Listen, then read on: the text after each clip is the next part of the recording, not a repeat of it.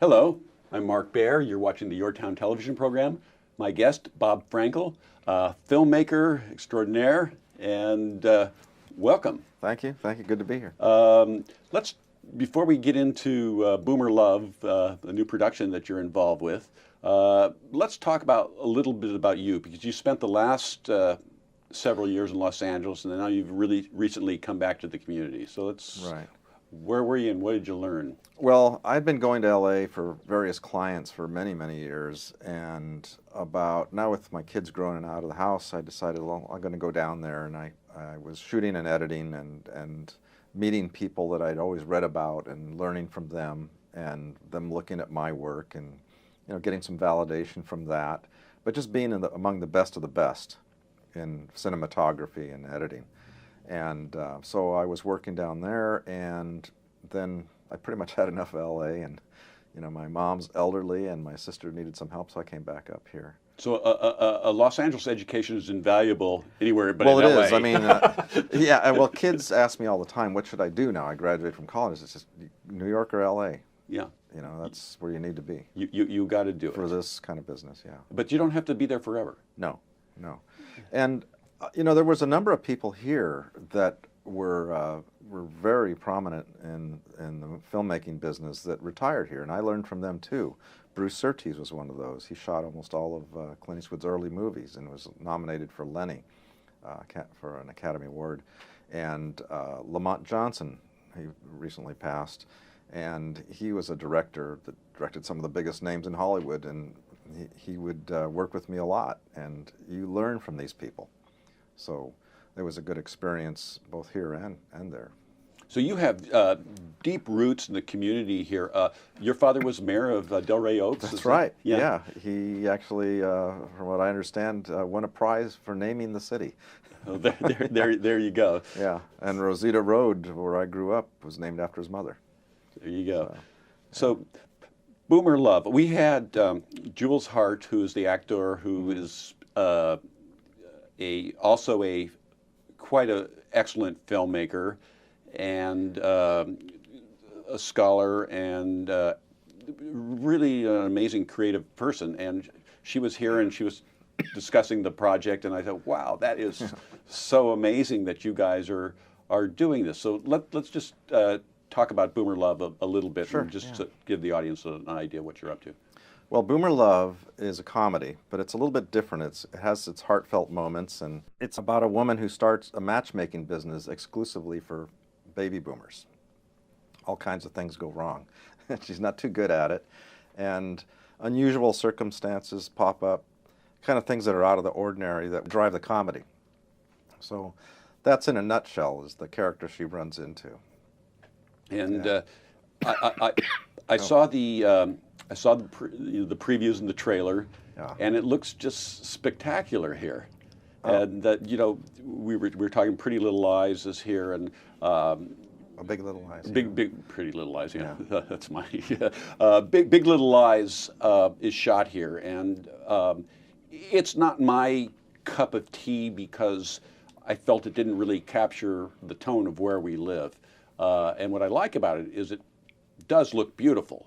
Here, it's like I said, it's not my cup of tea, but seeing what you guys are shooting here, and actually capturing the tone, and the beauty of the cinematography here, it's quite extraordinary of what you're doing, and it is a bit of a, for better term, it's almost like a community art project that you're doing this.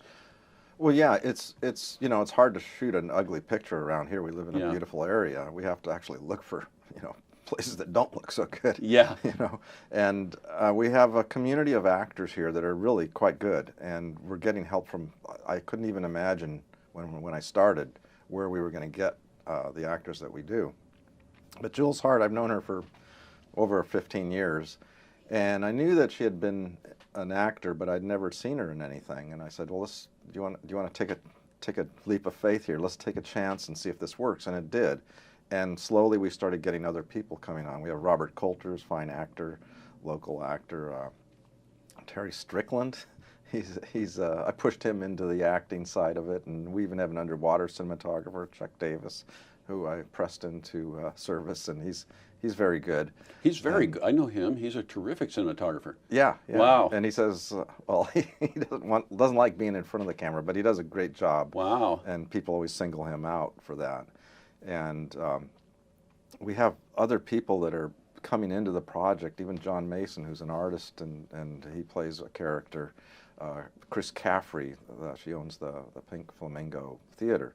She's Summer Day's sidekick. Our lead actress is called Summer Day. And so we've been very lucky in finding people.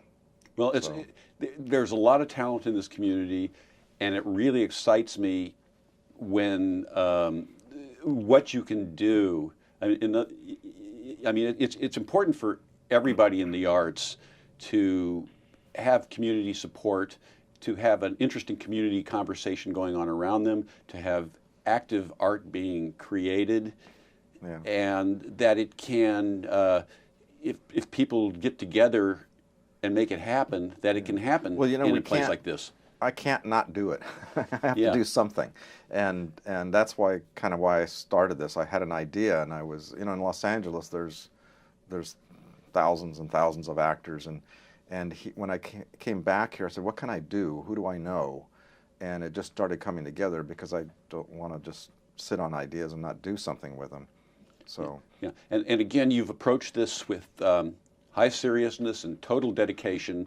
It's not an amateur production. No, it's not a anything you're seeing, it meets broadcast specs. It could be broadcast. You could see it in a movie theater. Yes, you can see it in a movie theater. You may see it on Amazon. The fate is not yet known. But what is also extremely interesting to me, I was museum director for a while, and every art project had its there was the project itself and the individual artist, and then there was the conversation that went on around it, the subsequent conversation. Often the subsequent conversation was an integral part of the whole thing. And the idea of boomer love and a place like this where people are trying to meet each other, where the boomer love, as we were talking about before the show, we don't feel old. No. And we think, maybe our parents, they were old and they acted old. That's right. But for some reason, maybe because the baby boomer generation, because we've always had the base numbers. We grew up either as or around hippies and rock and roll. It changed. That's an era that basically turned the world upside down, the 60s. Yeah, and it's still rock and roll. So yeah, my kids listen to the Rolling Stones. It's not like we got old. I'd like to think we got better and honed in our craft, and that. But the themes that our show explores are kind of universal for not just older people, but for everybody. And to my surprise, a lot of younger people like the show, and I didn't think they would. But it's themes that, about aging, about health, about parents that are old, about money and work and ageism, facing those challenges. All those things, and the show's not about that, but they're all there. They're that's real. Integral to our. We're basically I have to tell the truth when I write this. And you can't pretend that these things don't exist. So, in a funny way, I'm trying to introduce these things. How are you writing it? Are you writing it in feature format, or are you writing it in episodic format, or how's that process going? Since there is no end right now, every series the show previous leads to the next one. Yes. So it's a little bit different from writing scripts, feature scripts. But I'm writing them kind of in the same way. And I have ideas that this is the easiest thing I've ever written. They just pop out.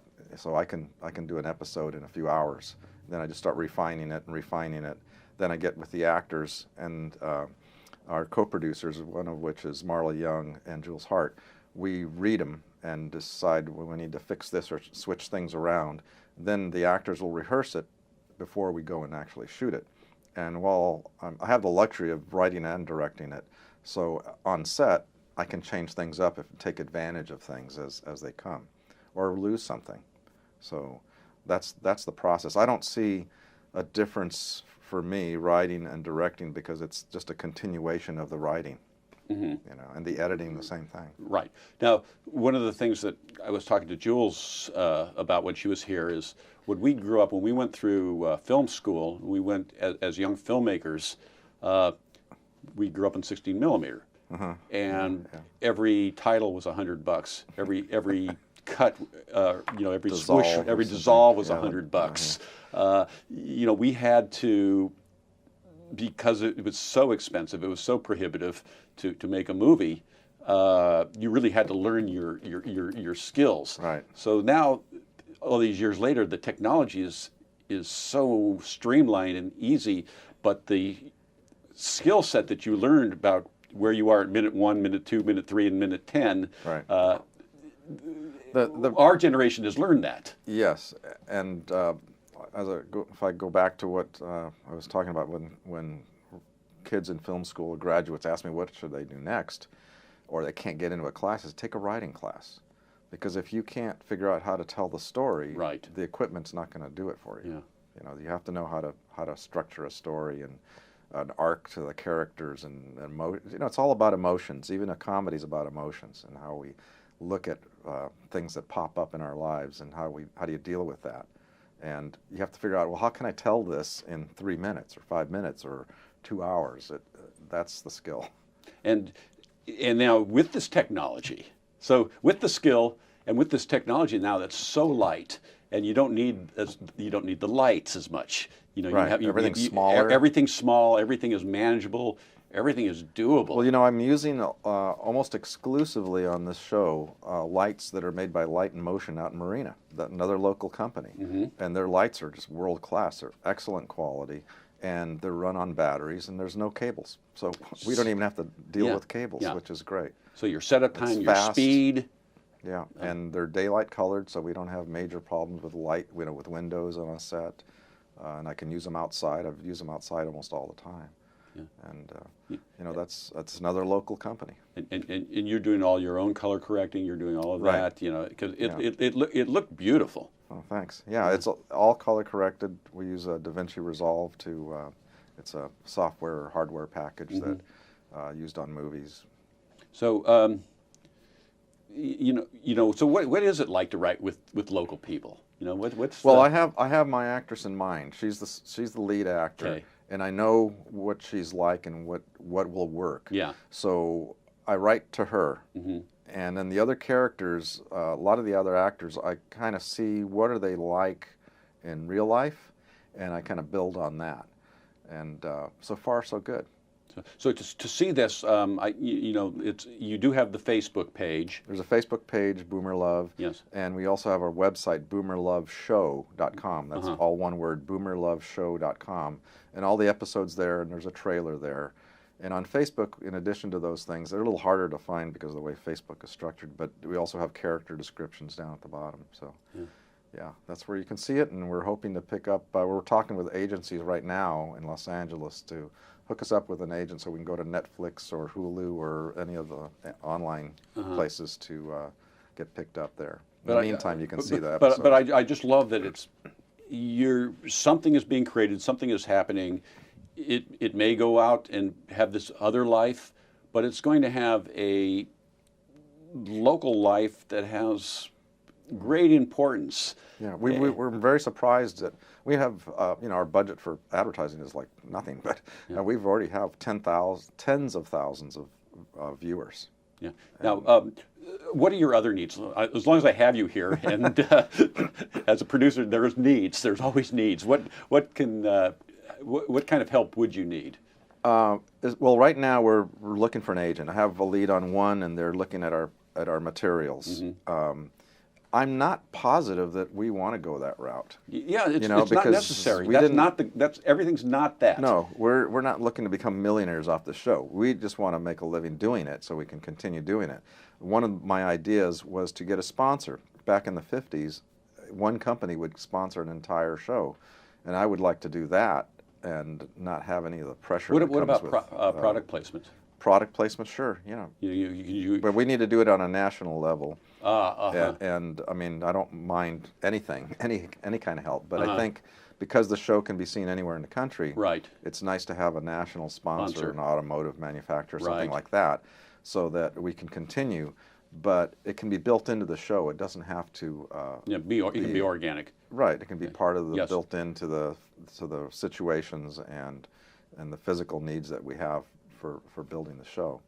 So that's an option, and we wouldn't mind that, because otherwise we have to do half-hour shows at least. Right now we have our third 5-minute show went up today, which is Wednesday. Every Wednesday there's a new show. So yeah, this is fascinating. And then, like I say, the subsequent conversation that I guess does happen on Facebook, and there's amazing people living in this community who are trying to meet each other, and have this conversation about all the themes that you're talking about, and that is particularly powerful. That you can do this in our community. So for the greater outside the community, that's interesting. But what a piece of art can do within the community, that's fascinating to me. Well, it's people want to get involved in this show. We even have people from LA that want to come up and be in it on their own dime. So I have a friend that's an actor, and he calls me up every week. Well, when's my turn? So they see the potential of the show, and the quality of it. And they want to be involved, and that's a good thing. We have great people around here, and they have real stories. And of course, we always go to the extremes because it's trying to be funny. But there's a wealth of talent here. There is a wealth of talent, and it's again, I just was excited to call you and have you here, just because I so appreciate that you're doing this, and I appreciate that. Well, anytime I see that we live in a vital, happening place and have the luxury of being in a the mini-tropolis here. It's very exciting. Well, I always thought that for the size of our community, we had a wealth of talent and both artistic and in every field. And giving them a venue and letting them go, and it's just I thank you. It's a great thing. Boomer Love Show, I guess. BoomerLoveShow.com. BoomerLoveShow.com. Check it out. And anyway, thank you for being here. Thank you. I'm Mark Baer. We're talking to Bob Franco, filmmaker, Boomer Love, and we'll be back. Thank you.